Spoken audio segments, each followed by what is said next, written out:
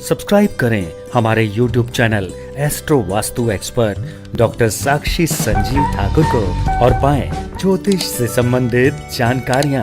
साथ ही bell icon को दबाना ना भूलें। राधे राधे दर्शकों, मैं साक्षी ठाकुर बहुत बहुत स्वागत करती हूँ आपका इस बेहद खास प्रोग्राम जिसका नाम है क्या कहते हैं आपके सितारे। तो दर्शकों, आपकी बड़ी बड़ी समस्याओं के छोटे छोटे उपाय लेकर हम लोग रोज आपसे मिलते हैं, आपके जीवन से जुड़ी हर समस्या का समाधान करते हैं।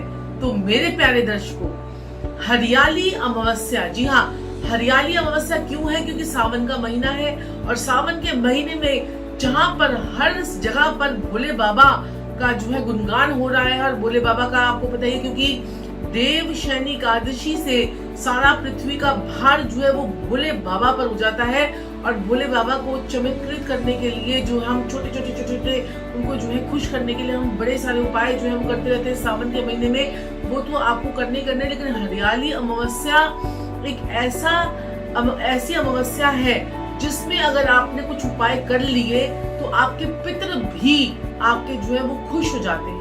तो कौन से उपाय हैं? तो ऐसे 10 उपाय मैं आपको बताऊंगी। उसमें से अगर आपने 5 कर लिए तो बहुत बढ़िया, अगर आप 3 भी कर लेते हैं तो बहुत अच्छा, अगर आप 2 भी कर ले, 1 भी कर ले, मैं तो कहती हूँ 1 भी कर लीजिए, आपकी अमावस्या जो है ना सफल हो जाएगी।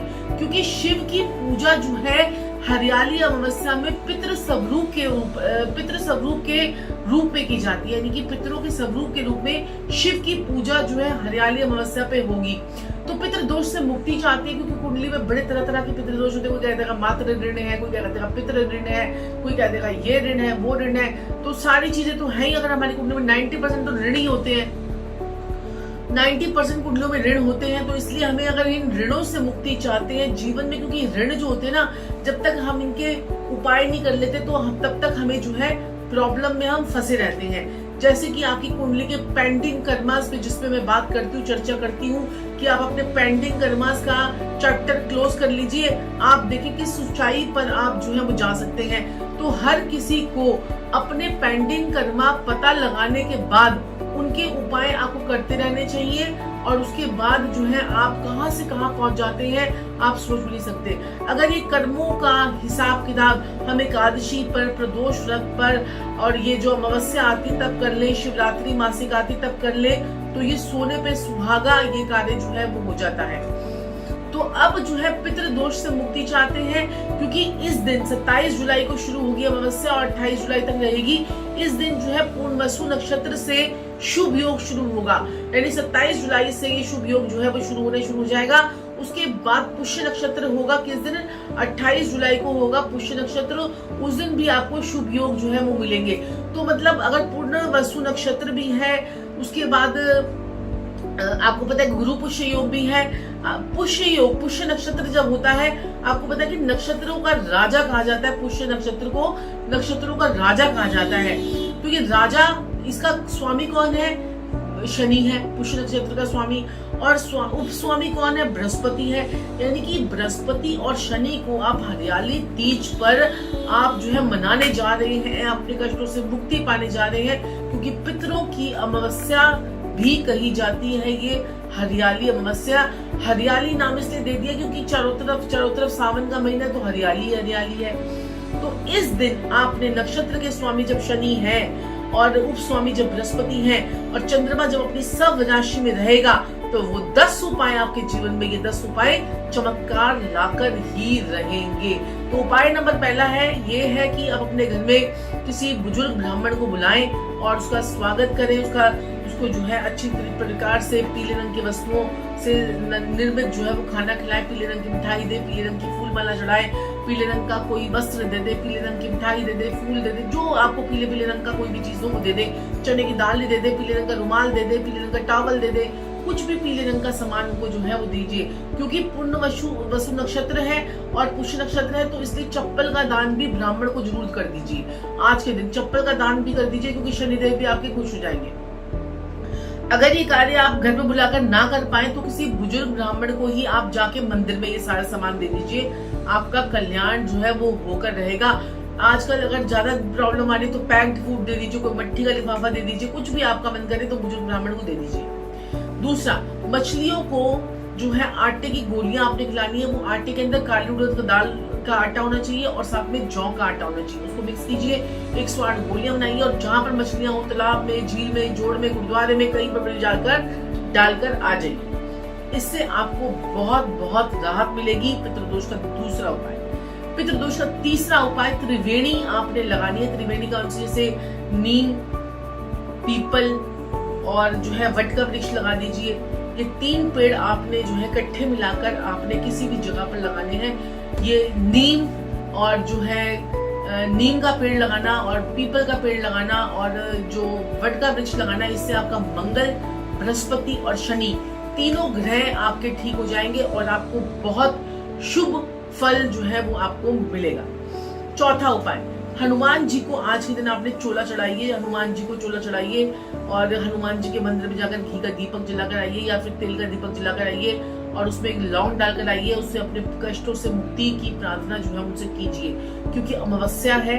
हनुमान जी का बड़ा जबरदस्त रोल होता है, क्योंकि शनि से की पीड़ा को कौन हरेंगे? हनुमान जी। पांचवा उपाय, शिव मंदिर, क्योंकि अमावस्या है, हरियाली तीज है, हरियाली अमावस्या है और आपने शिव मंदिर में जाकर खीर का और जो है मालपुए का भोग, थोड़ी सी बाजार से ले लीजिए खीर, थोड़ा सा मालपुआ बाजार से ले लीजिए। नहीं बना सकते तो एक आटा का थोड़ा सा घोलिए, आटे के अंदर चीनी घोलिए और फटाफट एक पूड़ी सी बना दीजिए, हो गया मालपुआ। तो वो आप जो है इसमें थोड़े से बादाम रख दीजिए और वो टिश्यू पेपर पे रखिए या फिर डिस्पोजेबल प्लेट में रखिए और भगवान को भोग चढ़ा दीजिए। उसके ऊपर खीर रख दीजिए थोड़ी सी। तो ये भी आप जो है वो कर सकते हैं और यही खीर, यही मालपुआ पक्षियों के लिए थोड़ा सा रख दीजिए, एक एक दाना, एक एक मालपुआ जो है कुत्ते को खिला दीजिए खीर के साथ में। तो ये अगर कुत्ते को, पक्षी को, ब्राह्मण को, शिव को, भगवान शिव को अगर आप चढ़ाते हैं तो आपके जीवन में कल्याण होकर ही रहेगा। दूसरा उपाय, आपने क्या करना है कि आपने दिया जलाना है, एक घी का दिया जलाना है। वो अपने घर के नॉर्थ ईस्ट में जलाना है और उसमें केसर की 2 जो स्टिक्स होती हैं वो डाल दीजिए। दूसरा घी का दिया आपने जो है ये घी का या तेल का, नॉर्थ ईस्ट में तो घी का ही जलाना है। अपने मंदिर में नॉर्थ ईस्ट होता है 90% लोगों के, तो वहां पर जला दीजिए। नहीं है तो मंदिर तो वहां नॉर्थ ईस्ट में रख दीजिए। दूसरा दिया मिट्टी का दिया ले लीजिए, चाहे चांदी का दिया ले लीजिए, जैसे आपको मन करे। दूसरा दिया साउथ ईस्ट में लगाना है, वो भी घी का अगर लगा देंगे तो बहुत बढ़िया।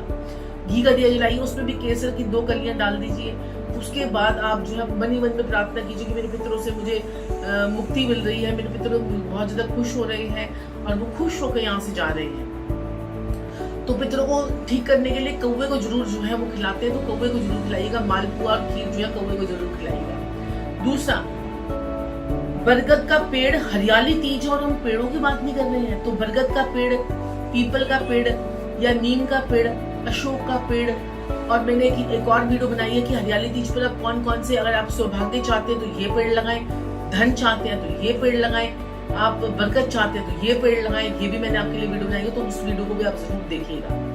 दूसरा, बेलपत्र पर, बेलपत्र होते हैं ना, उस पर राम लिखकर